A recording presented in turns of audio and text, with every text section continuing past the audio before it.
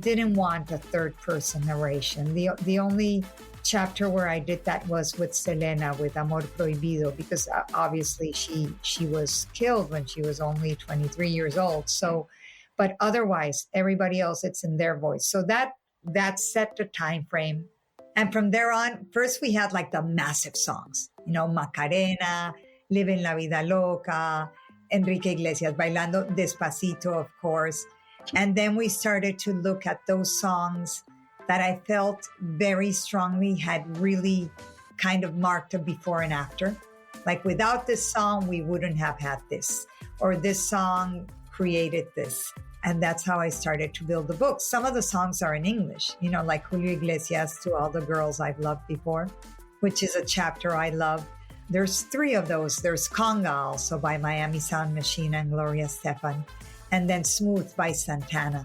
And those 3 songs were all really groundbreaking in their own way, either by chart position or Smooth won all the Grammys at the Grammy Awards that year. So each one has their little story. Yeah, and I love that how you set it up. Like, it's almost like you go into this journey with each story and really learn what went into the song, how the artist came up with it, from the composers, how they came with the melody. It really is fascinating to hear that process of all that it takes to put together, you know, like a 3-minute, you know, to 5-minute song, depending on the genre.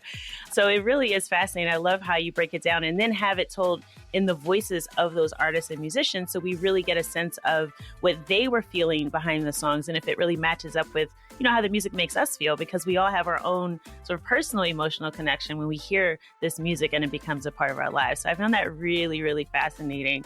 I do want to ask you, though, since you know so many people in the industry, and I'm pretty sure someone called you and said, Leila, why didn't you include my song in your book? Did you have anybody that felt like they were left out, or were there songs that maybe you thought about putting in, but maybe you kind of changed your mind about later?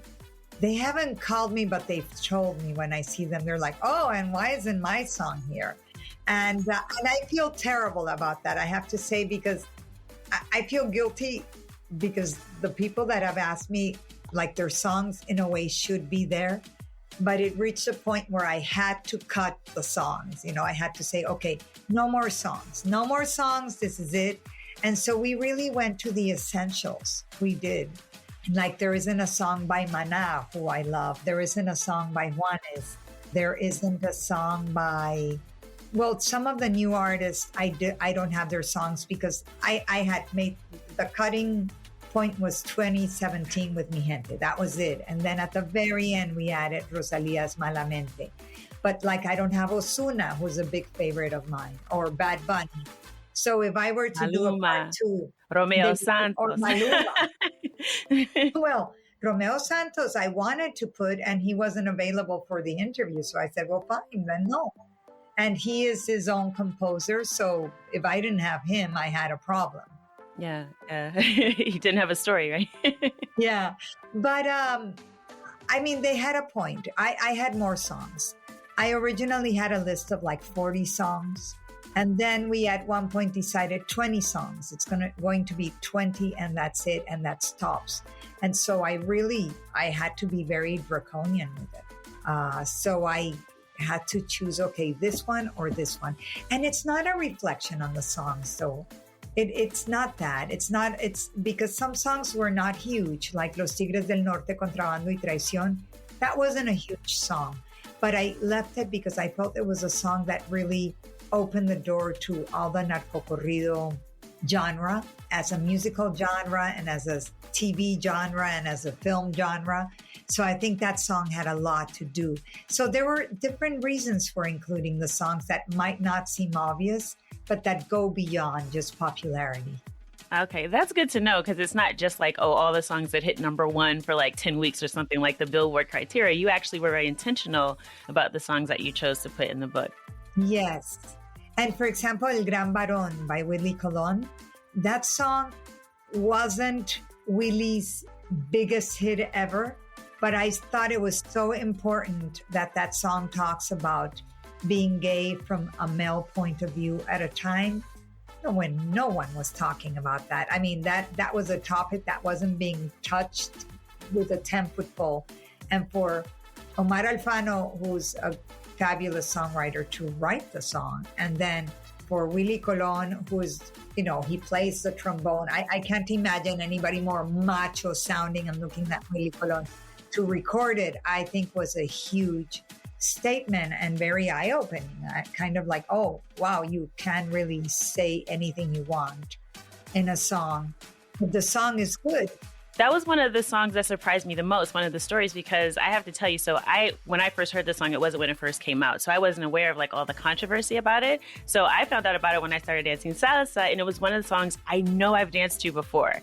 And I was like, wait, is that what the song is about? I never really looked into it. And to hear that story and the rich history and how it brought AIDS to the forefront and gay issues, like, there was so much to that it made me go back and reevaluate and really look into it after I heard sort of the artist tell the story and the composer and the fact that there was a real guy, right? Like this may have been based on, but we don't know the identity of this person. It's so interesting. So I felt like, I'm always telling people, you've got to know the music. And a lot of people who dance salsa don't speak Spanish, right? Some of them just like connect with the rhythm and they sort of get the feeling, but they don't know what the song is about. And I'm always telling people, you've got to learn, like the song that's, it's not in your book, but it's Rebellion by Joe Arroyo. Yes. It's like one of the songs that when I first found out the lyrics, I was like, what?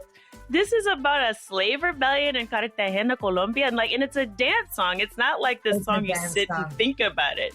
So it was just funny to me that there was a song that missed my radar. I was like, wow, this is so fascinating that there was so much controversy about that topic when it first came out. So I really did appreciate that one. But I want to ask you, though, since you've sort of been in this for a while and you know these artists, you've been around the music, was there any story in particular that surprised you that you weren't expecting to hear, or something that you thought was a little bit interesting behind one of these songs that you picked? Well, they all had something that I hadn't heard. The story I knew best was Despacito because it had just happened and I had reported it kind of to death.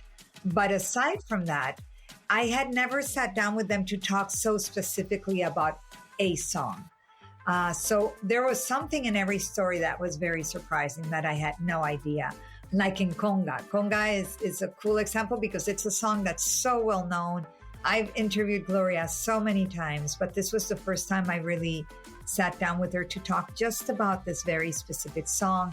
And she went into great detail about how they recorded it, how they recorded the effects of the song, how they recorded the percussion. They sampled James Brown. Like that blew my mind.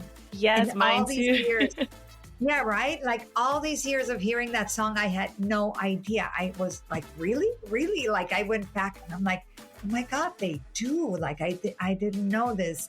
Smooth, even Smooth, which I had also done an oral history of Smooth for Billboard when I spoke with Ital Shur, who co-wrote the song with Rob Thomas. And he told me that song originally was about like two people meeting in a like little clandestine meeting in a motel.